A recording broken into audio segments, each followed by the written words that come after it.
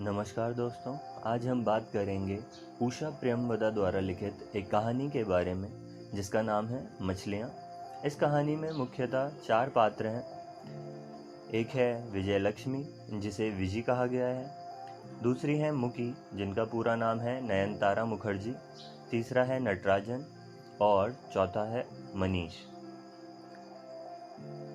विजी मध्यम वर्ग की एक युवती है जो भारत में रहती है। कॉलेज के समय से वह मनीष को जानती है और उससे उसकी सगाई भी हो जाती है।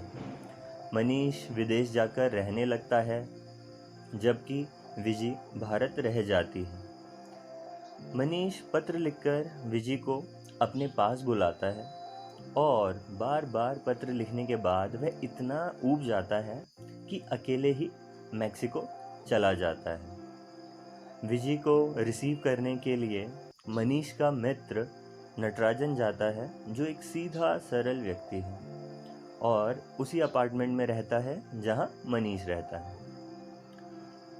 दूसरी ओर मुकी फाइन आर्ट्स की छात्रा है जो एक धनी परिवार से है।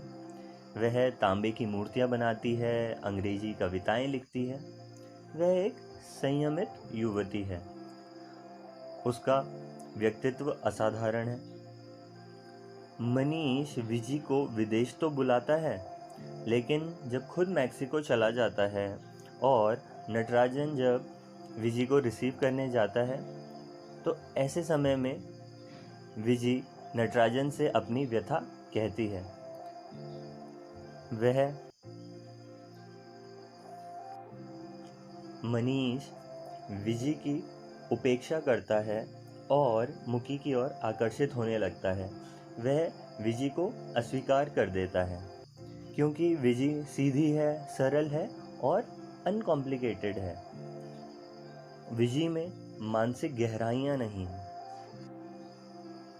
इसके बाद नटराजन विजी का दिल हल्का करने के लिए उसे इधर उधर घुमाता है। वह विजी के प्रति आकर्षित हो जाता है। विजी अत्यंत दुखी है।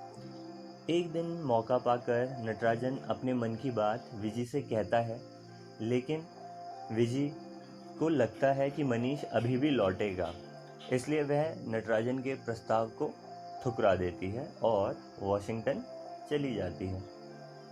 अब विजी को आभास होता है कि मनीष नहीं लौटेगा और नटराजन मनीष का स्थान तो नहीं ले सकता, किंतु नटराज के साथ अच्छा जीवन व्यतीत किया जा सकता है। किंतु इसी बीच नटराजन प्रस्ताव ठुकराए जाने के कारण ठंडे दिमाग से सोचता है और मुकी से विवाह करने का निश्चय करता है। जब विजी लौटकर आती है तो देखती है कि जिस मुकी के कारण मनीष ने उसे छोड़ दिया था, उसी मुकी के कारण नटराजन भी उससे छिन गया। परिणाम स्वरूप मुकी से उसे घृणा होने लगती है। उसे वॉशिंगटन में देखा गया नाटक याद आता है। मछलियों की दुनिया में एक नियम चलता है, बड़ी मछली छोटी मछली को खा जाती है, जिसे मत्स्य न्याय कहा जाता है। और विजी नटराजन से कहती है, वॉशिंगटन में मैंने एक शो देखा था जिसमें बड़ी मछली छोटी मछली को खा जाती है। क्या छोटी मछली पलटकर वार नहीं कर सकती? और यही इस कहानी का संदर्भ भी है।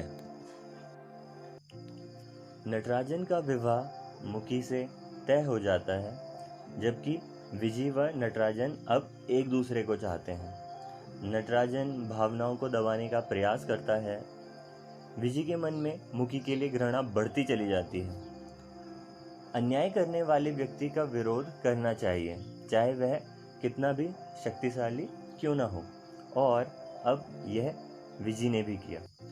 विजी नटराजन से भारत लौटने के लिए कुछ धन मांगती है और जाते समय मुकी को नटराजन द्वारा दिया गया चेक दिखाती है और मुकी के मन में संशय डालने में कामयाब हो जाती है कि नटराजन विजी के करीब है और मुकी को धोखा दे रहा है। शंका का बीज डालकर वह चली जाती है घर आने पर मुकी नटराजन को भला बुरा कहती है और उसे रिश्ता तोड़ देती है। नटराजन मुकी के चुप होने का इंतज़ार करता है। जब मुकी चुप हो जाएगी तब वह अपनी पवित्रता का प्रमाण देगा। शायद वह विश्वास कर ले। और इसी बिंदु पर कहानी समाप्त हो जाती है।